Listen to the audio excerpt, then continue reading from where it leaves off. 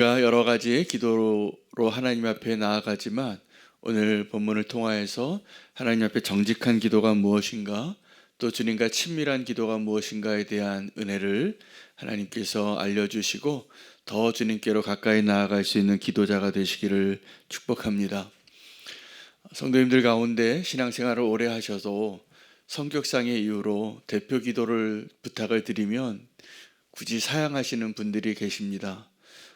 그 이유를 조금 더 한번 헤아려 보면 하나님 앞에 두려운 것이 아니라 사람 앞에 서는 것이 두려운 것 같아요. 성격상입니다. 그 대표 기도는 우리가 하나님 앞에 이 공동체를 대표해서 하나님께 드리는 기도인데 어쩔 수 없이 함께 기도하는, 함께 예배하는 사람들이 의식되기 때문에 그렇습니다. 여러분, 우리는 기도를 배워가면서 살아가는 것이 믿음의 삶입니다. 우리 신앙의 여정은 다른 것이 아니라 기도를 배워가는 겁니다. 예수님과 동행하는 것은 다른 것이 아니라 기도를 배워가는 것입니다. 우리가 그 기도를 배워가게 되면 주님과의 관계가 더 친밀해지고 또 내 앞에 있는 모든 문제와 나의 대적들까지도 다 주님 앞에 드러나기 때문에 우리가 기도할 때 누리는 그 축복의 눈이 열려지면 우리가 주님과 동행하는 그 삶이 얼마나 풍성해지는지 모릅니다. 기도해야 합니다.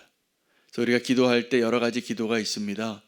기도에도 스타일이 좀 달라서 함께 기도할 때 보면 기도회에 저에게 찾아와서 이렇게 얘기해 주시는 성도님들이 꽤 많아요. 어떤 성도님은 어떤 성도님의 기도가 소리가 너무 크다고, 나는 좀 조용히 기도하고 싶은데 옆에서 부르짖는 기도를 하니 얼마나 기도가 집중이 안 되는지 모르겠다고 이 하소연을 하시는 성도님들이 계세요.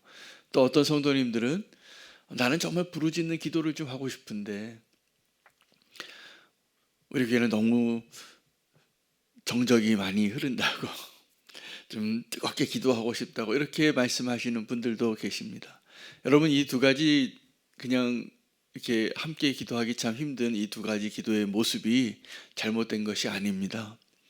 우리는 부르짖는 기도가 필요하기도 하고 또 침묵 가운데 주님과의 그 친밀한 대화, 그냥 주님께 주님 하고 한마디 주님의 이름만 불러도 그게 기도예요.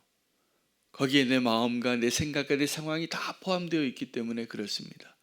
오늘 우리도 하나님께 어떠한 기도로 나아가든지 하나님이 우리의 기도에 깊이를 더해 주시고 기도를 통하여 더 주님께로 가까이 인도해 주시는 은혜가 있을 것이라 믿습니다.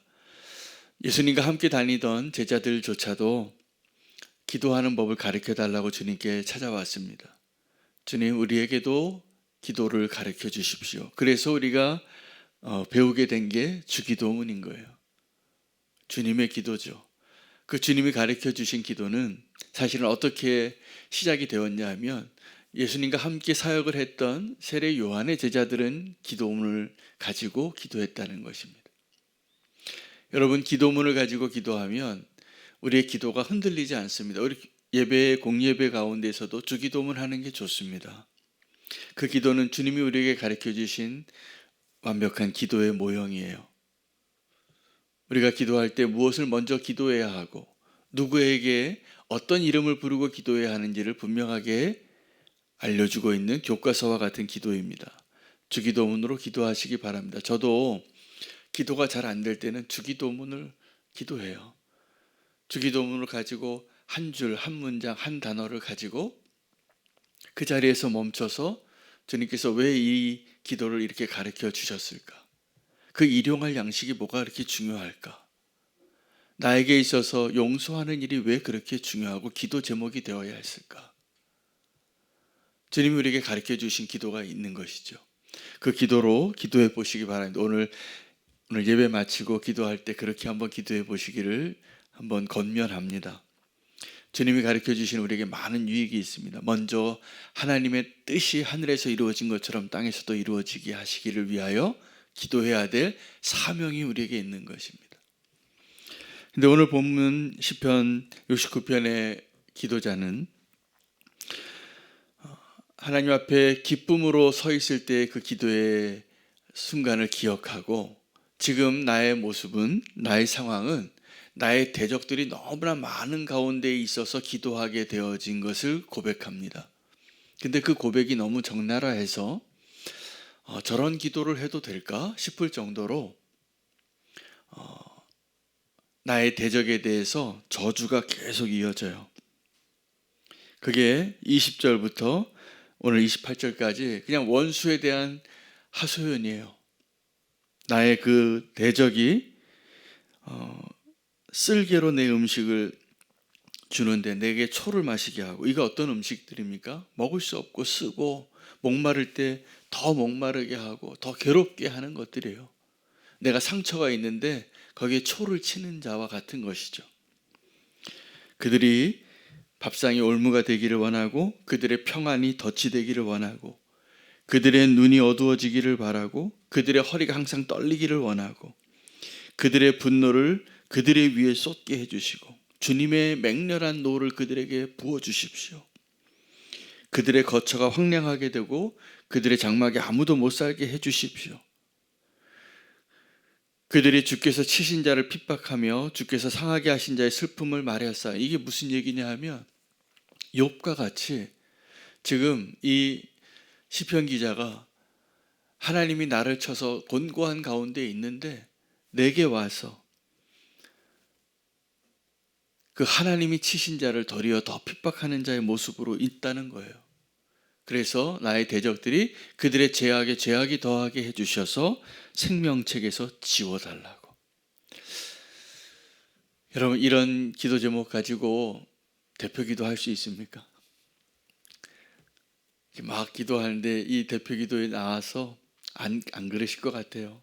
그래도 주님의 마음을 품고 우리 공동체에 다 하나님이 선해 보이신 솔로몬의 기도와 같이 하나님의 영광을, 하나님의 은혜를 감사하며 기도할 겁니다. 그리고 우리의 기도의 제목이 있겠죠. 근데 오늘 이 시편 기자의 기도는 무엇을 나타내냐 하면 하나님과의 친밀함을 보여주고 있는 기도예요. 이것이 왜 하나님과의 친밀한 기도냐 하면 우리가 내 앞에 있는 대적에 대해서 예수님이 오늘 당하신 일을 기록한 본문이기도 합니다. 쓸개를 먹고 초를 마시게 하는데 예수님이 십자가상에서 그 고통 가운데 자기를 죽이는 자들을 향하여 어떻게 기도하셨냐 하면 저들을 용서해 달라고 기도해요. 근데 예수님은 그 십자가상에서 기도할 때 오늘 이 시편 69편의 기도를 하셨다고 저는 믿어요. 그 기도가 뭐냐면 엘리 엘리 라마 사막단이에요. 내 아버지요 내 아버지요 어찌하여 나를 버리셨나이까요. 여러분, 우리가 하나님 앞에 친밀해지면 지금 내게 가까이 있는 나의 대적들이 하나님보다 더 가까이 있는 것 같이 보이고 느껴질 때가 많습니다.